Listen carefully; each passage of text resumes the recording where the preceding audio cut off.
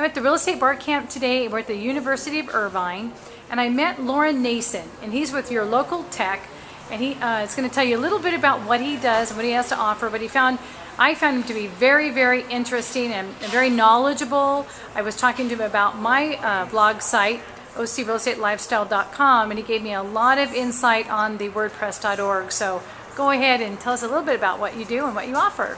Well, I'm Lauren, Your Local Tech, the tech guy of Orange County. I teach people, mostly real estate agents, how to build their own blogs, how to manage their blogs, how to make them useful for them. Then after that, I teach them how to use social media to drive people back to their blogs so people can find them. Basically, anything tech related, if you want to know how to do it, or if you break it, I can come fix it, or I can teach you how to do it. That's the easiest way to describe it. You break it, I fix it. You want to know how to do it, come out and teach you. I also can do the setups. If you want somebody just to do it for you, I can get it done for you. And that's pretty much the gist of it. Okay, very good. Thank you so much. Look forward to working with you. Awesome. Bye. There's a couple different ways. You can use Facebook advertising. So you can, if you look on your personal profile, there'll be a little side thing that'll say create an ad. You can go in there and you can actually create an ad, and the demographics that you can pick on are amazing. You can target, like you can hyper target that particular ad about your page, down to, you know, what kind of information do they have on their personal profile? You know, are they using the word real estate, you know, in their description? The other way is to utilize your own personal profile friends. So there's a little button underneath where where the photo is on your business page, and it says suggest to friends. And what it will do is it'll open up a dialog box, and it will give you everybody that is in your personal profile, and you can check them, and it will send them a notification to say, you know, Judy Smith, you know, suggests that you like this particular page. And the great way is to use your friends and family to get to that 25 like level, so you can get that vanity URL. Then you could get something like facebook.com/Irvine Homes or something like that, and be able to use that in offline marketing instead of this big long URL that they give you right now, which is facebook.com/ you know, what I love about Irvine, a bunch of numbers. It's like this long, and you can't utilize that in a marketing perspective effectively, in my opinion. How many pages can you have? Fan pages? You can have as many as you want. I'd like to add to that, Derek. So also using your own blog or website to promote your page via a social plugin like a fan box. Yeah. Right? So if you Google social plugins, it's probably the easiest way to find it. Facebook provides these different widgets. One goes right on your sidebar, and it will allow people to, with one click, like your page. So they don't have to leave your blog or your website, and they can actually become a part of that page. So we get about 7 to 1, so 7 new fans for every one from our blog. You know, channel that you would use to generate business, whether you're talking about door knocking, cold calls, whatever. What do you need to do in that situation? You need to build a relationship. The cool thing that, in my opinion, about Facebook, whether you're talking about a personal profile or a business page, is that it allows you to more easily connect with those people because they're going to like information that you're providing. But the real kicker on it, and the thing that excites the heck out of me about Facebook in general, is now you can get to the friends of friends. So when you can pop down a layer, you know, I call it the Kevin Bacon effect on Facebook. It's like you can now get to those 6 degrees of people. So think about it. If you go on you know, if you're going to connect with an old client, you know, you take them to coffee, you spend an hour with them, just shooting the breeze, talking about what's going on in their life, and then your ultimate goal is to get to that point and go, hey, do you have anybody that you know is looking to buy or sell? That's the end objective there. You just spent an hour trying to get to this one point.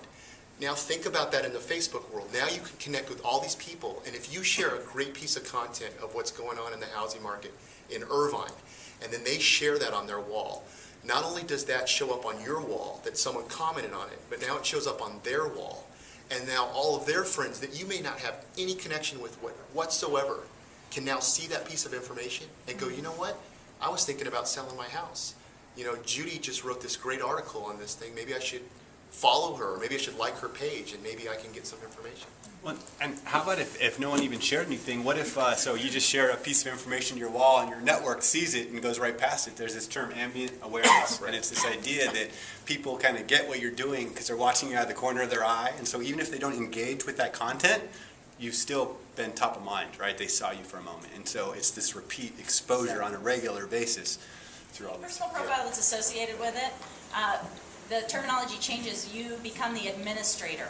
Your personal profile account becomes the administrator of your page. And you are allowed to have multiple pages.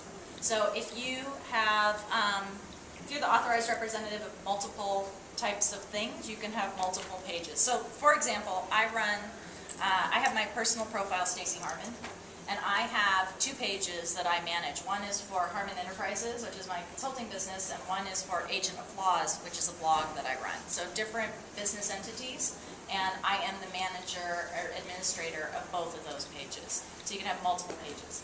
Another thing that I commonly hear when we talk about pages, I just want to put as a baseline, is pages are totally public.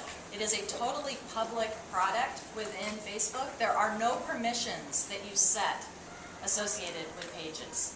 You do have permissions that can be associated with your profile, but pages in Facebook are basically a public website within the Facebook system. Correct. And the great thing about that is that pages are being indexed by Google.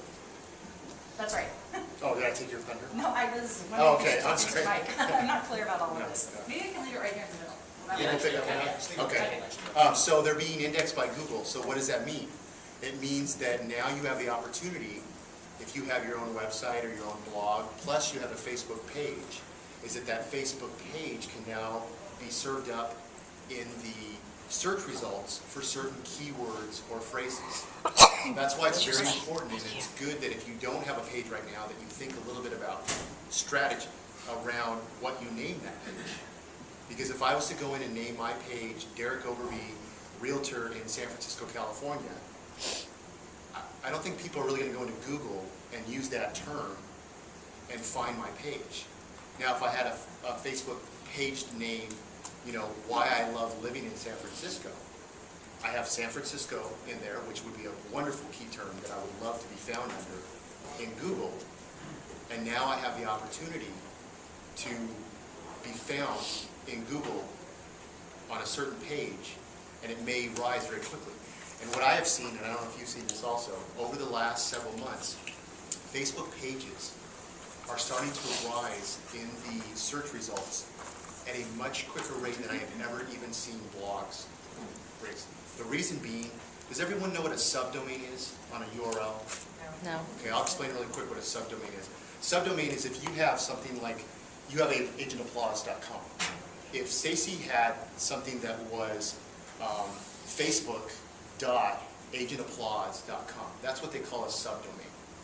But what Facebook does, which is very interesting in their URL structure, is they do facebook.com/something else. Could be Roost, could be Agent Applause, could be whatever. So what you are able to do with that is you are able to hold on to or leverage the juice that Facebook gets.